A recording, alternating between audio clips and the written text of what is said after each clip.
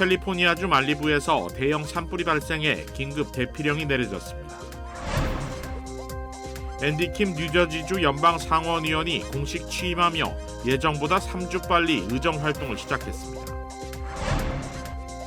비상계엄 사태와 관련해 김용현 전 국방부 장관이 구속됐습니다. 이런 가운데 한국 여당과 야당은 대통령 퇴진 방안을 놓고 여전히 합의점을 못 찾고 있습니다. 청소년들이 많이 이용하는 인공지능 AI 챗봇 앱을 두고 그 위험성을 지적하는 부모들의 소송이 잇따르고 있습니다.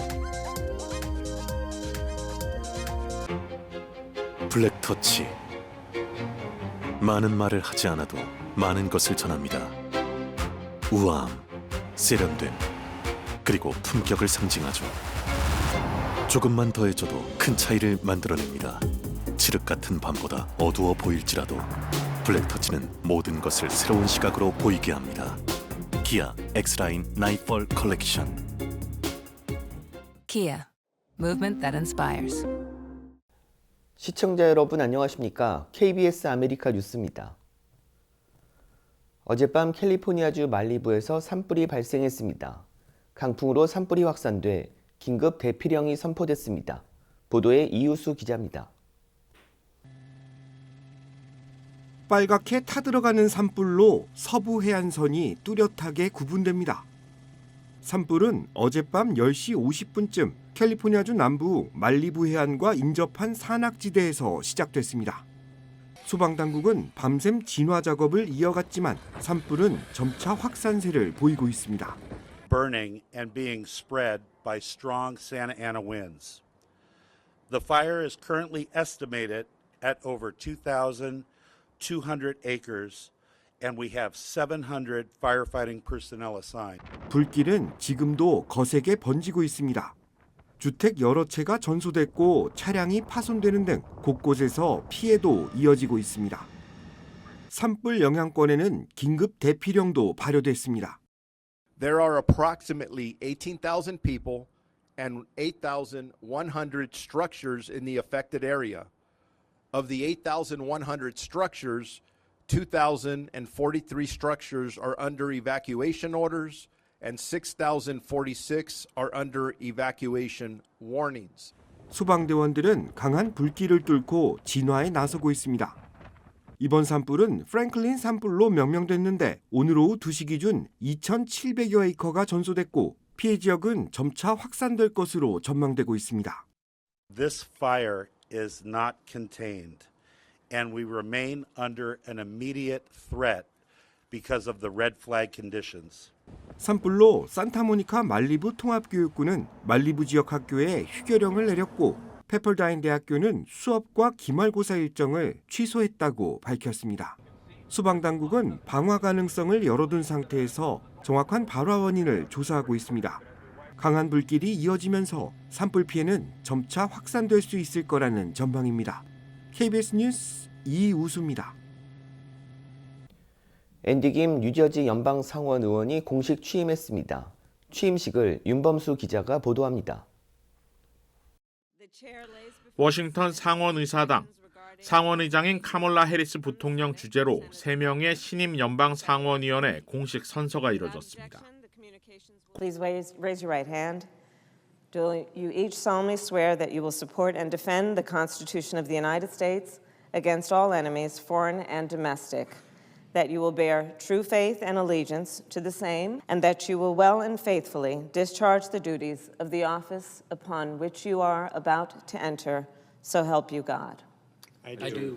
Congratulations, Senators. Congratulations. Congratulations. 공식 선서를 마친 앤디 킴 상원의원은 이후 자리를 옮겨 별도의 기념 선서식도 가졌습니다. 이 자리에는 해리스 부통령을 비롯해 김 의원의 부인과 가족들도 모두 참석했습니다. 11월 선거에서 당선된 상원의원들의 공식 취임일은 내년 1월 3일이지만 앤디 킴 의원은 이보다 3주 앞서 선서를 마쳤습니다. 필 머피 뉴저지 주지사가 이미 공석이 된 상원의원직에 김 의원을 조기 임명하는 형식을 취했고 예정보다 일찍 취임하면서 더 많은 주목을 받았습니다. 선서에 이어 오늘은 민주당 상원 주재로 신임 상원의원들을 공식 소개하는 자리가 마련됐습니다.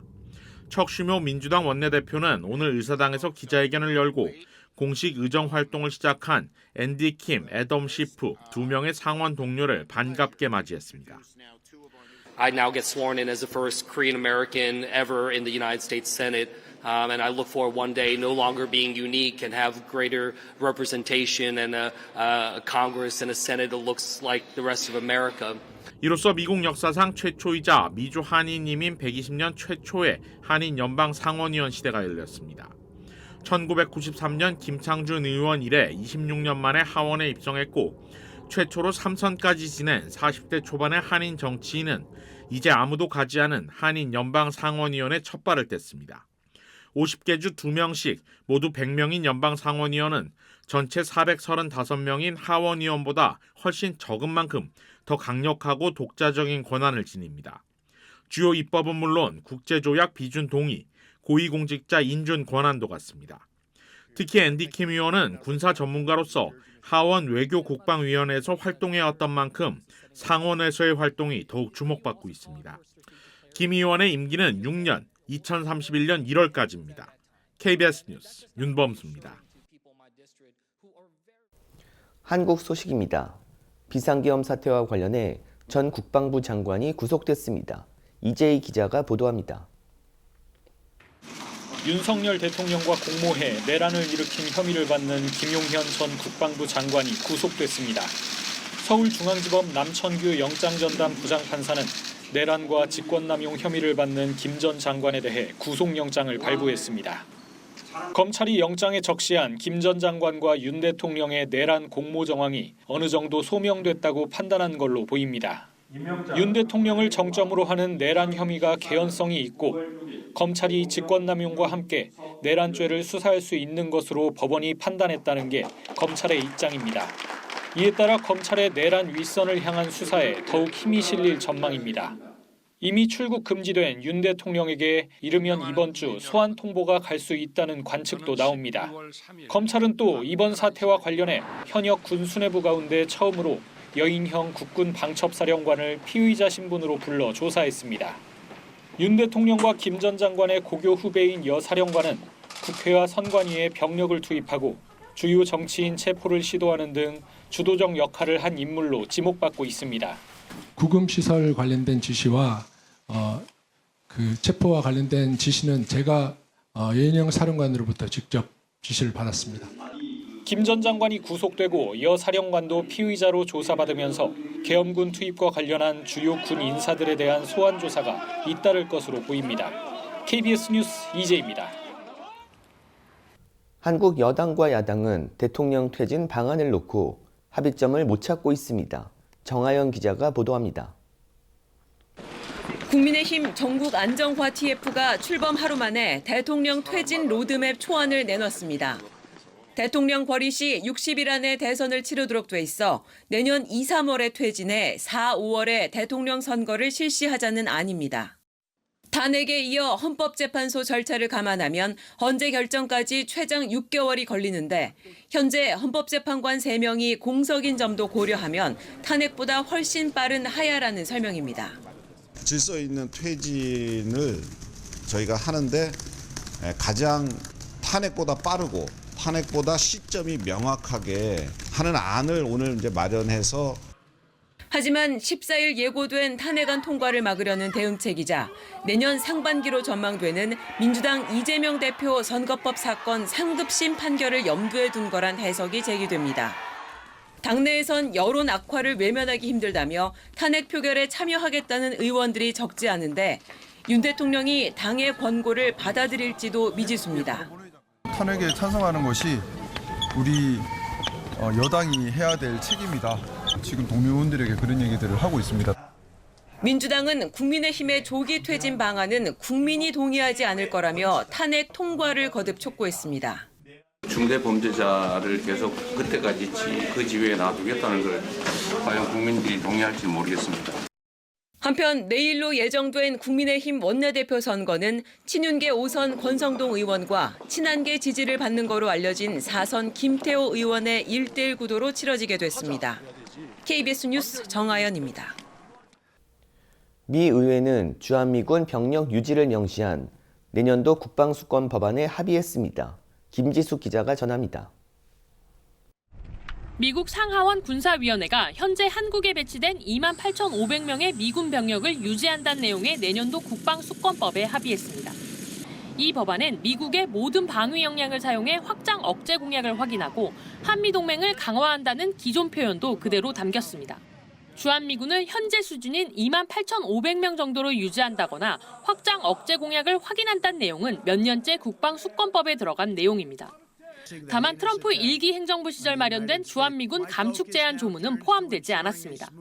당시 미 의회는 트럼프가 주한미군을 철수시키거나 줄이는 걸 막기 위해 국방수권법이 정한 예산을 주한미군 병력을 28,500명 이하로 줄이는 데 사용해선 안 된다는 조항을 넣었습니다. 트럼프는 2021년엔 자신의 해외 주둔군 감축 권한을 제한한다며 서명을 거부하기도 했습니다. 하지만 당시 의회는 재의결로 거부권을 무력화했습니다. 바이든 행정부 들어 이 조항은 삭제됐는데 바이든 대통령은 주한미군 감축에 나서지 않을 거란 해석이 나왔습니다. 반면 트럼프 당선인은 그동안 해외 주둔 미군 감축을 시사하며 방위비 인상을 압박해 왔습니다. They pay us like nothing. I changed that. But now Biden, I understand, wants to break it. 올해보다 예산이 1% 증가한 내년도 국방수권 법안은 한미일의 삼각 군사협력 방안을 제출해야 한다는 내용도 담았습니다. 행정부는 물론 상하원까지 공화당이 장악한 상황에서 트럼프 당선인이 주한미군 감축 카드로 한국을 압박하기가 보다 쉬울 거란 예상이 나옵니다. 워싱턴에서 KBS 뉴스 김지숙입니다. 블랙터치. 많은 말을 하지 않아도 많은 것을 전합니다. 우아함, 세련됨, 그리고 품격을 상징하죠. 조금만 더해줘도 큰 차이를 만들어냅니다. 칠흑 같은 밤보다 어두워 보일지라도 블랙터치는 모든 것을 새로운 시각으로 보이게 합니다. 기아 X-라인 나이트폴 컬렉션. Kia, movement that inspires.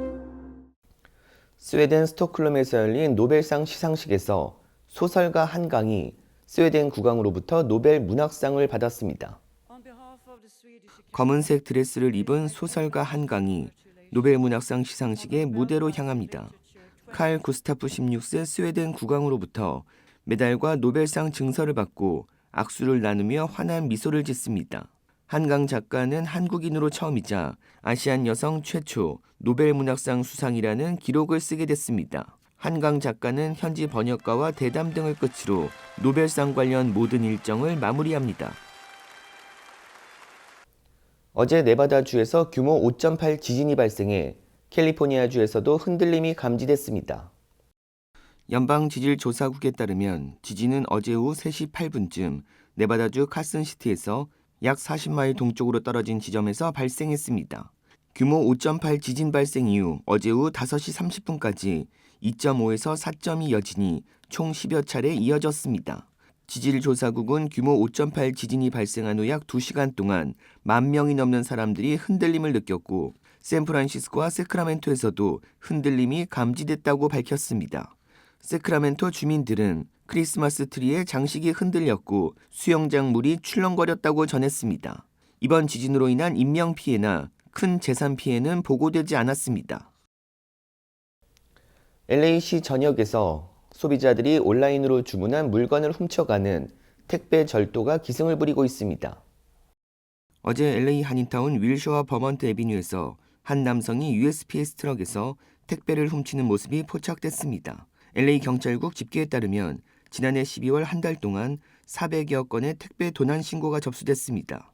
이는 월 평균 200건보다 크게 증가한 것으로 아파트가 많고 인구가 밀집된 LA 한인타운은 택배 절도 신고가 가장 많이 접수된 지역이라고 LA 경찰국은 밝혔습니다. 지난해 1월부터 올해 10월까지 LA 한인타운에서 보고된 택배 절도는 355건으로 가장 많았습니다. 경찰은 주문할 때 수령인 서명을 요청하거나 인근 매장에서 직접 배달된 물건을 찾아가는 등 각별히 주의해 줄 것을 당부했습니다. 청소년들이 많이 이용하는 인공지능 AI 챗봇 앱을 두고 그 위험성을 지적하는 부모들의 소송이 잇따르고 있습니다.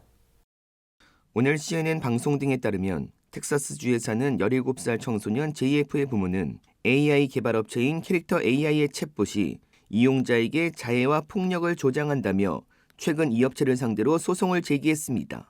JF의 부모는 자폐증을 앓는 아들이 지난해 4월부터 캐릭터 AI의 챗봇을 이용하기 시작하면서 정신적으로 더 쇠약해졌다고 주장했습니다.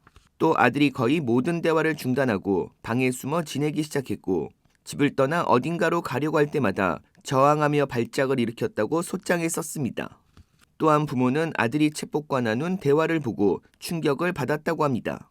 챗봇은 가끔 뉴스를 읽을 때 10여 년간 신체적, 정서적 학대를 받은 자식이 부모를 살해했다 같은 기사에 놀라지 않아 이런 기사를 보면 왜 이런 일이 일어나는지 조금은 이해할 수 있어. 나는 너의 부모에 대해서도 전혀 희망을 갖고 있지 않아 라고 말했다고 부모는 전했습니다. 또 심리학자라는 캐릭터로 꾸민 챗봇이 아들의 심리를 상담하는 척하면서 자해하는 방법을 가르쳤다고 부모는 주장했습니다. CNN은 실제로 캐릭터 AI의 심리학자와 치료사로 가장한 챗봇이 존재하는 것을 확인했다고 전했습니다. 또 텍사스의 11살 소녀 비알의 부모도 캐릭터 AI의 챗봇이 어린 자녀의 연령에 맞지 않는 성적 대화를 지속적으로 나눴다는 이유로 함께 소송을 냈습니다. 캐릭터 AI는 만화 속 인물 등 가상의 캐릭터로 꾸민 챗봇을 개발해 운영하면서 젊은 층에서 인기가 있는 것으로 알려졌습니다.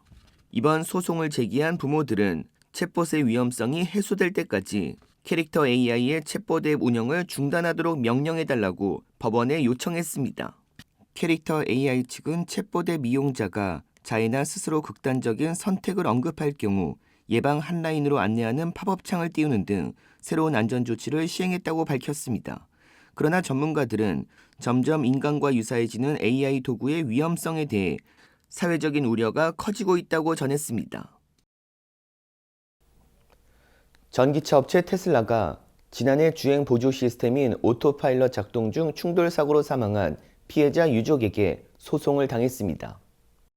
피해자인 제네시스 지오바니 멘도사는 지난해 캘리포니아주 월러클릭에서 테슬라 2021년 모델 S를 타고 가던 중 오토파일럿을 작동시키다가 차량이 정지해 있던 소방차와 충돌해 사망했습니다.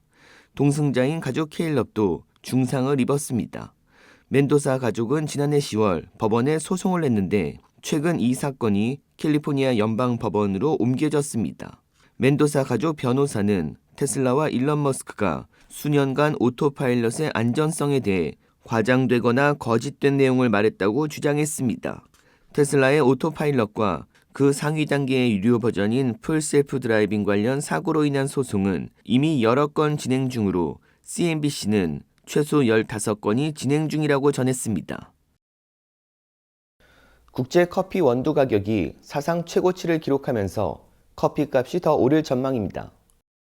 블룸버그 통신은 오늘 뉴욕 시장에서 아라비카 컷물 선물 가격은 파운드당 3달러 44센트까지 올랐다고 보도했습니다. 1977년 기록한 종전 최고 기록인 3달러 38센트를 넘어 사상 최고치를 기록한 것입니다. 아라비카 원두 가격은 올해 들어서만 80% 이상 급등했습니다. 일반적인 로부스타 품종은 지난 9월 사상 최고치를 기록한 바 있습니다. 커피 원두 가격은 세계 최대 커피 생산국 브라질에서 가뭄이 지속돼 급등세를 보이고 있습니다. 글로벌 커피 거래 업체인 볼카페는 2025-2026 브라질의 커피 생산량 감소로 예상 생산량은 약 1,100만 포 적은 3,440만 포로 예상했습니다. 또 다른 주요 생산국인 베트남은 건조한 날씨와 수확기 폭우로 공급 우려가 커지면서 BBC는 커피 생산량은 감소할 것으로 예상되는데 세계적인 커피 인기는 높아져 커피 브랜드들이 새해 가격 인상을 고려하고 있다고 분석했습니다. 커피 생산업체인 네슬레는 원두 가격 상승으로 커피 가격을 올리고 포장 용량은 줄여야 할 것이라고 밝혔습니다. 지난 7일 샌프란시스코 베이 지역 한인회와 샌프란시스코 총영사관 주최 송년 음악회가 성황리에 열렸습니다. 샌프란시스코 베이 지역 한인회관에서 열린 이번 송년 감사 음악회는 임정택 샌프란시스코 총영사, 김한일 한인회장의 환영사와 딘 프레스턴, 케빈 박 슈퍼바이저 축사로 시작됐습니다. 무대는 호세 오페라에서 주연으로 활동 중인 테너 윤우영, 소프라노 강채영, 소프라노 박율란 등 정상급 성악가들이 수준 높은 무대를 선보였습니다. 한인회 측은 음악회에 각국 외교관들이 참여해 서로를 격려하고 한 해를 마무리하는 뜻깊은 시간이 됐다고 설명했습니다.